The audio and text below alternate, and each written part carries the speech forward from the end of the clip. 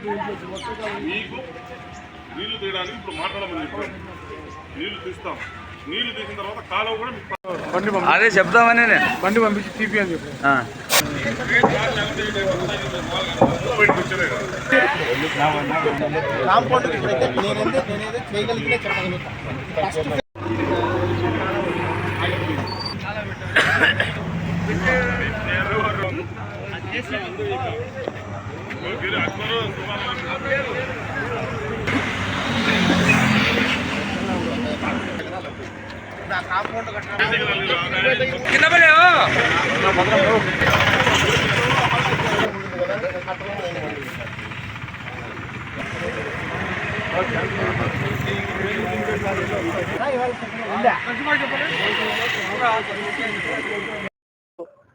Morning visit లో భాగంగా అలంకాన్పల్లిలోని దస్తగిరిపేట అలాగే ఎస్సీ కాలనీ గూడూరు హరిజనవాడలో ఉన్నటువంటి శ్మశానం గత చాలా రోజులుగా చాలా కంప్లైంట్స్ రావడం జరిగింది.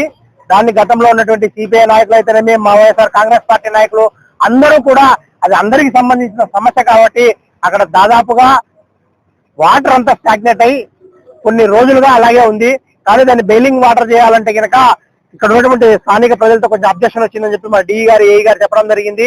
ఫస్ట్ దానికి 1,80,00,000 రూపాయలతో ఆల్రెడీ ఎస్టిమేషన్ వేసడం జరిగింది. మన కూడా గ్రాంట్ లో శాంక్షన్ చేశారు. దాన్ని అతి త్వరలో టెండర్ పిలిచి దాన్ని ఒక కార్యక్రమం చేస్తారు.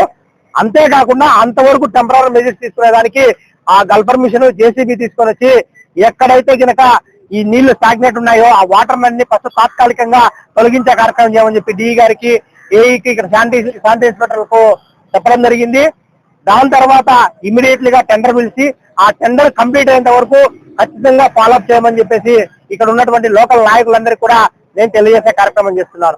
మనందరం సమిష్టిగా పనిచేసినప్పుడు మాత్రమే ఆ సమస్యను మనం తీర్చగలవారవుతాం. ఏదో మనం వచ్చినాము పోయినాము అనే పద్ధతి కాకుండా ఫస్ట్ టెంపరీగా ఆ నీళ్లు బెయిలింగ్ వాటర్ చేయడము, దాని తర్వాత ఇప్పుడు అక్కడ మన బెయిలింగ్ మన గల్ఫర్ మిషన్ పెట్టి ఎంతవరకు మనం వీలైతే అన్ని తీసేసి అక్కడ ఉన్న రోడ్డు విజిబుల్ అయ్యేటట్టు చేయాలని చెప్పేసి వాళ్ళకి చెప్పి ఈ శానిటేషన్ నిజంగా ఇది ఎందుకంటే మనకు పల్లె వాతావరణంలో ఉంటుంది కాబట్టి శానిటరీ సెక్రటరీకి వీళ్ళందరికీ కూడా తెలిపేది ఒకటే, ఖచ్చితంగా మీరు ప్రతిరోజు విజిట్ చేసి ఎక్కడా శానిటేషన్ లో విఫలం కాకుండా మనం నీట్ గా చేయాలని చెప్పేసి వాళ్ళకి ఆదేశించడం జరిగింది.